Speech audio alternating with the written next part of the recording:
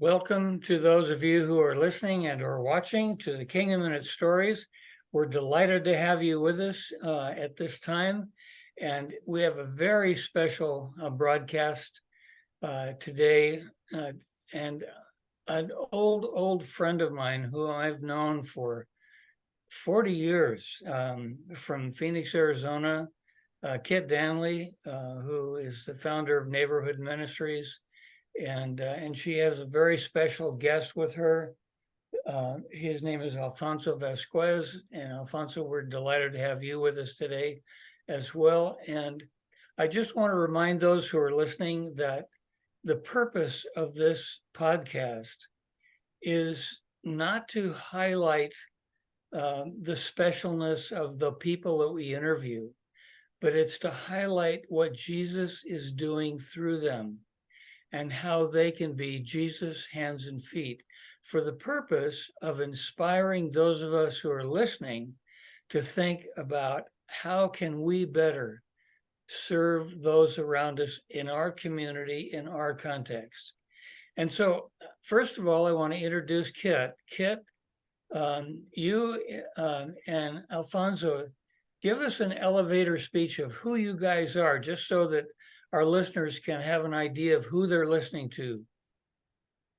Sure, absolutely. Thank you so much, Bob, for having Alfonso and I on your show today. We're so grateful to be here and so excited to talk about what this podcast is all about, and that's to see our communities through the eyes of Jesus and to get outside the walls of the church. And that's what Neighborhood Ministries has been doing for we're in our 41st year, which is pretty phenomenal and very exciting. We're at 19th Avenue in Van Buren. That's our location. We have an 8-acre campus. And over the course of time, we have believed in an incarnational model. That means living in the community and being among our neighbors and responding to the cries of the poor, as Psalm 34 reminds us that God does. And so we listen and we respond. And so today we have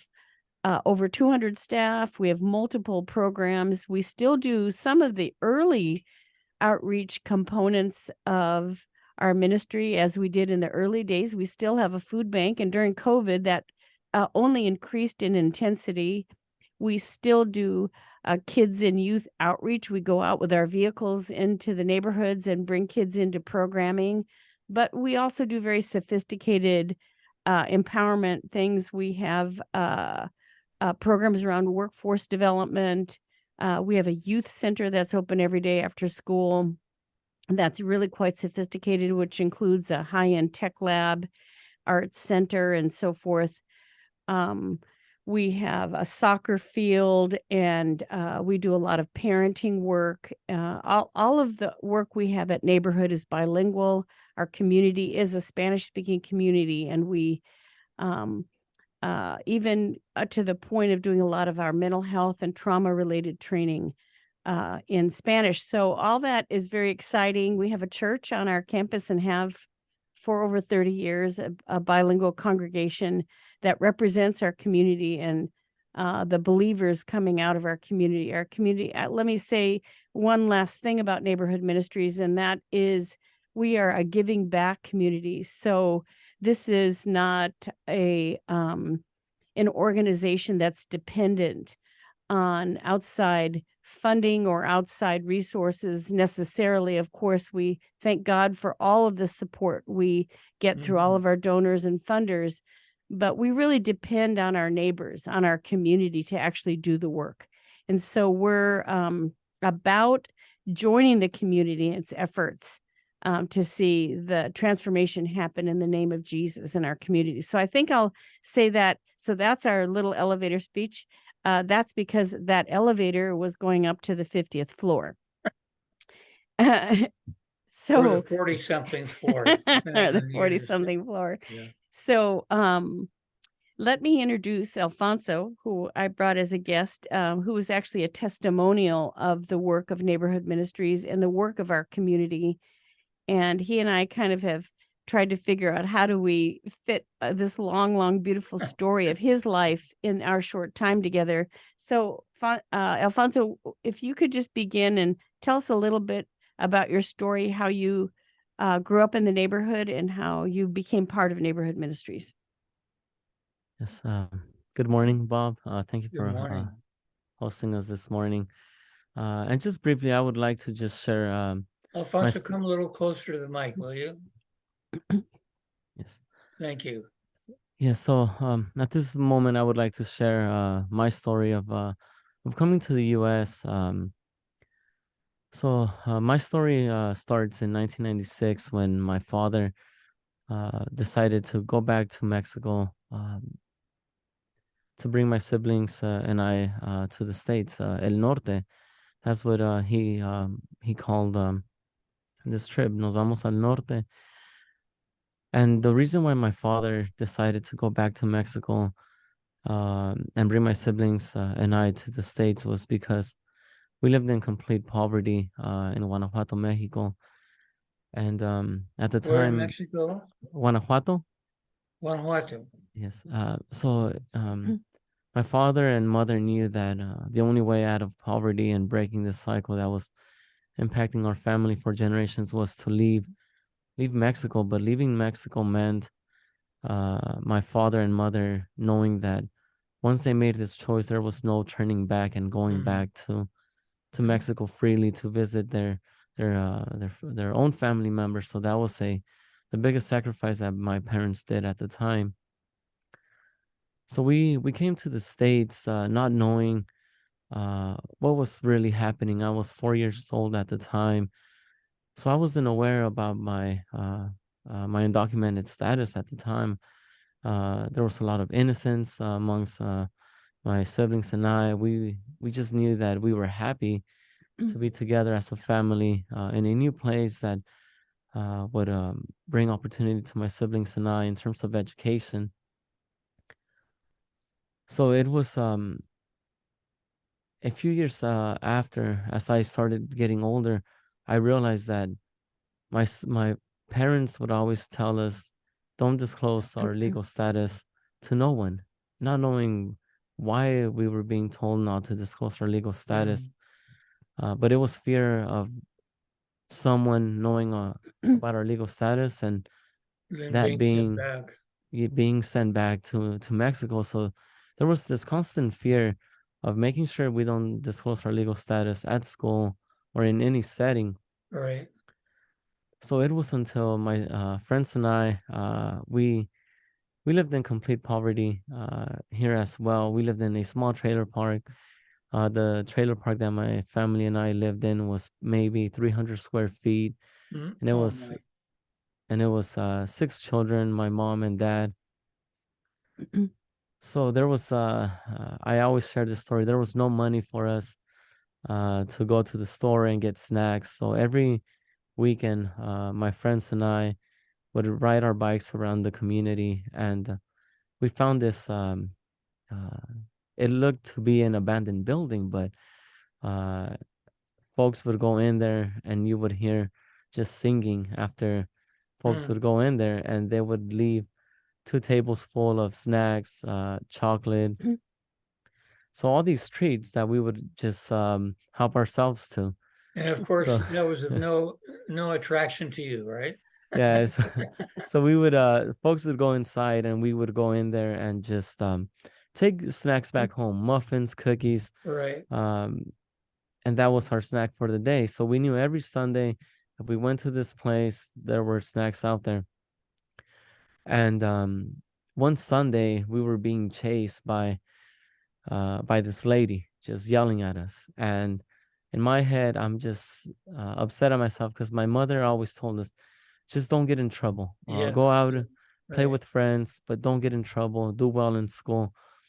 So here, my friends and I are running away from this lady, and I'm just like, I'm gonna be in deep trouble.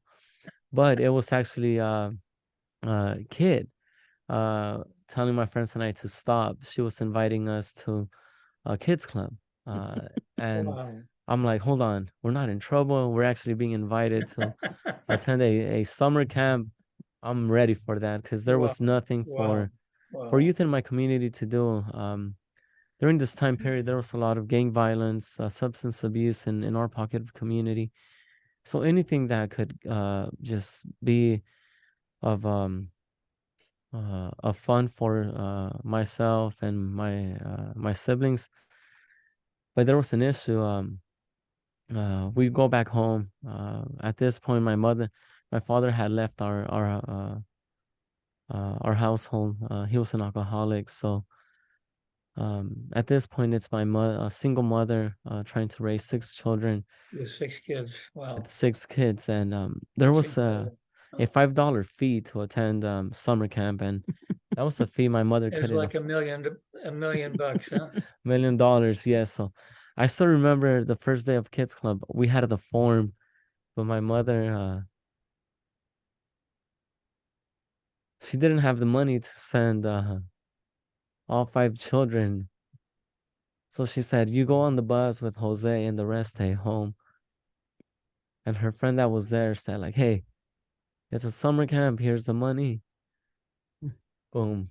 Wow. We jump on Wow. the bus, and I tell my story, and my story wouldn't make sense without neighborhood ministries being a part of it, and Very just the grace of God, of my family immigrating to the U.S. and being able to step foot into neighborhood ministries just soon after my siblings and I and other leaders in our community, we realized that, hold on, we could actually talk about our legal status here in this space. And What freedom. yeah, it's just the freedom of being able to just feel liberated, Exactly. and Yeah. knowing that, hold on, I could tell Ian, Chris Williams, Jeremy, Sarah, our legal status, and we're talking about solutions. What can we do as young leaders in our community to find a permanent solution to our status as dreamers and our families? So little by little, we started to just change this fear into power. We would meet once a week and have worship together, have Bible study, Wow. and God was guiding us into these spaces of leadership. Alfonso, it's really interesting to me to hear your story and realize that this isn't something that happened in one encounter. It was something that was a long-term process of you feeling safe and being introduced to the Lord, and then coming to Him. And I just think it's a wonderful reminder of if we're going to invest our lives in the lives of others, we need to be ready for a long-term investment and not Yes. think that this is something that's going to happen in a weekend or just at a camp, but we need a lifetime of willingness to invest in others. So thank you for sharing that story. So, all right. So, Bob, I bet you want to know what Alfonso's doing today. Exactly. That's And exactly because what I was going to ask. Yeah. Yes, because it's quite amazing. Yes. So now I have the privilege of overseeing our social justice work at the Sueños Youth Center. So I am the social justice coordinator. What does that mean? So I get to develop the next generation of young leaders in our community. Okay. So in the hopes that one day they are doing what I'm doing, which is igniting a passion for justice in the work in their communities. So I get the honor of just leading that next generation, and it's a blessing. We have How many of those young people are you working with? So we are working with 20 young leaders in the community, and all of them have this calling for justice. A lot of the work that we're doing right now at the moment is around light rail. So light rail will be coming right through our front door at Neighborhood Ministries on Van Buren. So with that comes a lot of displacement of our community, development, gentrification, and a lot of those families that are in close proximity to neighborhood ministries are undocumented families that have been living there for a few generations. So Right. they're doing impactful work. Alfonso, you use the word justice. How would you define that word? What does that mean? What does justice mean for you? I'm going to say what our youth say. That's a question I ask them every Okay. semester, and I ask the group, "What's justice to you guys?" And it's I always say equality. It's what? Equality, equal justice. Equality. Yes, just equal justice, access to resources that our community doesn't have. So it's interesting when the youth start talking about just justices, just equal So it's equal opportunity for all equal groups. opportunity, right? Yeah, Okay, good. I like that. I like that a lot. So it's not equality of outcome. It's equality of opportunity. Is that opportunity and right? resources. Yeah. So I want to kind of capture our time a little bit because Alfonso wears lots of hats at neighborhood ministries, and one of these pertains to equal justice or equality. Let's talk about our scholarship a little bit. Yes, Bob. So this is years ago. Dreamers didn't have access to state funds or FAFSA. So we have a private scholarship, the Wayne and Kid Danley Scholarship, which is an in-house scholarship that's provides 90 covers 90% of tuition for Dreamers who are a part of neighborhood ministries. So Tuition through for what? higher education. So Okay, good. if they graduate from high school and there's a lack of scholarship for undocumented students, they come to us and we walk with them through their academic journey until graduating from community college or four-year university. So through our private scholarship, we have been able to fund over 50 scholars and have over 25 graduates in field of education, social work, medical field, Wow. engineering. So through this scholarship, we have been able to give hope to those young leaders in our community that So sometimes. Alfonso, how many years have you been doing this? I've been doing this for since DACA was passed in 2013, full time since 2016 when I graduated from ASU. Neighborhood Ministries offered me a full-time position that I couldn't say no to. Okay, We did have him in an internship position even before DACA, and so actually I think you started working on the youth team maybe 2013 or 2012 maybe. I was a senior in high school when Ian approached me and two other young leaders with the opportunity of just having an internship. So it just but my question is specifically in the scholarship program. You said you've had 50 scholarships and 20 some have graduated, completed that. So how long has this scholarship program been? Since 2008, but I 2000. actually think it's more than 20 that we've had that have graduated from college. Close to 30. Yeah. 30 Okay. graduates Out of 50. out of 50. That's and pretty it's good. and it's over $500,000 provided to those scholars. And who provides the funds for the scholarship? Well, we do a fundraiser every year. And we have one donor couple who's joined us since 2008, since the very beginning. And they've actually provided a match for $1 million endowment for that scholarship. And so we're actually toward maybe the middle, maybe 3/4 into raising our part for the half a million dollar to $1 million with a match, right? To $1 million total for our endowment. So we'll endow this scholarship soon, within the year. Okay, so if there's somebody listening that wants to participate in that, how do they do it?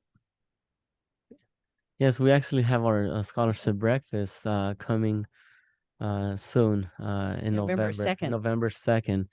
So it'll be in person at Neighborhood Ministries, 8 a.m. to 9 a.m. And we'll also have a virtual link for those that cannot join us in person. And as a recipient of the scholarship, I will vouch for anyone to attend this. And just any contribution is giving someone an opportunity to higher education. Okay. Without the scholarship, I would not have graduated from ASU. So can I just say that the easy way to find us, Bob, for the scholarship is to go to our webpage. There's going to be a landing site on our webpage, neighborhoodministries.org. So you can find us easily, and then look for the scholarship breakfast webpage, and then there'll be all that information there for how to donate. It'll be easy to find. Okay, so the link is what? nmpHX.com. .com. Yeah. nmpHX.com. Say it again. NM like Neighborhood Ministries, Okay. PHX like Phoenix, Okay. .com. Okay, nmphx.com. Hey, so we've got just a few more minutes. And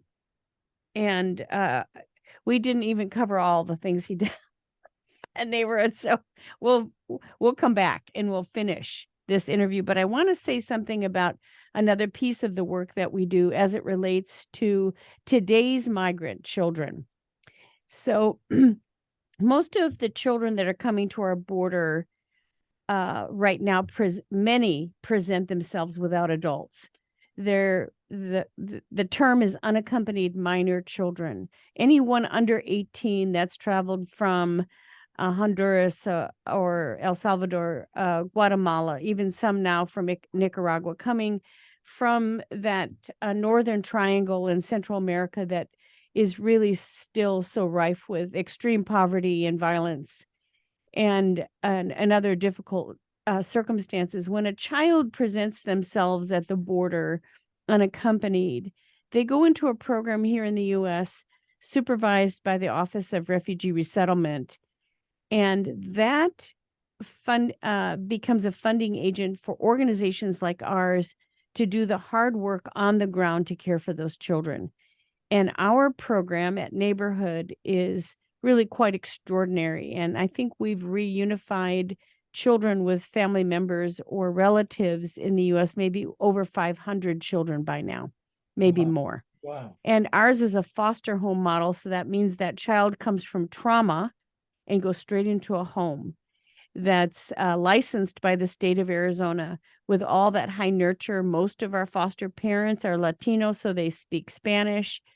Although at the border, children from all over the world are presenting themselves unaccompanied from every war-torn place on planet Earth, many from Africa, Haiti, other Caribbean places. Even Eastern Europe. I met a young woman with two babies from Armenia. Absolutely, yeah. Came through Mexico. Here at Neighborhood Ministries, ourselves as just one organization, we've seen over 40 countries. So I just want to mention that. So here's this incredible story of this young man who is doing mighty things in the power of God for the sake of the kingdom of God, for our community, coming out of his own migrant story. But I wanted just to add that Neighborhood Ministries continues to keep our heart soft and before the Lord as it relates to the incredible opportunity we have to serve unaccompanied minor children that are seeking asylum here in the U.S. So I just wanted to add that as it relates to the way we were presenting our story today. Sept and Alfonso, thank you so much for joining us today and being willing to share the story, your story, the story of Neighborhood Ministries. And my prayer is that those who are listening will recognize two things. Number one is, if we're really going to be involved as Jesus' hands and feet, it's long-term, not short-term. And number two, that's what Jesus calls us to do. God bless you. Thank you so much for joining us today. Thank you. Thank you, Bob. God bless you, Bob.